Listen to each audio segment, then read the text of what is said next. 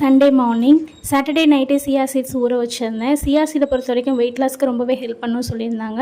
So tea காஃபியை skip பண்ணிவிட்டு அதுக்கு பதிலாக நம்ம வந்து சியா சீட் வச்சு ஒரு ஜூஸ் போட்டு நம்ம மார்னிங் எடுத்துக்கலான்னு போட்டிருந்தேன். ஒயிட் சுகர் எடுத்துக்கிட்டால் நல்லாவே வெயிட் போடுன்னு சொல்லுவாங்க. ஸோ நான் சுகரை ஸ்கிப் பண்ணிவிட்டு சால்ட்டை தான் எடுத்துட்டேன். என்னுடைய கணவருக்கு சால்ட் வந்தால் பிடிக்காது, அவருக்கு சுகர் தான் பிடிக்கும். ஸோ அவருக்கு மட்டும் சுகர் போட்டு நல்லா ஜூஸ் போட்டு கொடுத்துட்டேன். ஜூஸ் மார்னிங்கே எம்டி ஸ்டமக்கில் எடுக்கிறதுனால ஐஸ் வாட்டர் ஆட் பண்ணல, அதுக்கு பதிலாக ஹாட் வாட்டர் தான் ஆட் பண்ணியிருந்தேன். சண்டேங்கிறதுனால மார்னிங்கே மீனெல்லாம் வந்திருந்தது. மீனும் கொஞ்சம் இறாலும் வாங்கியிருந்தேன். எப்பவும் போல் மீன் குழம்பு வச்சுட்டு கொஞ்சமாக இறால் ஃப்ரை பண்ணலான்னு சொல்லிட்டு தான் வாங்கியிருந்தேன்.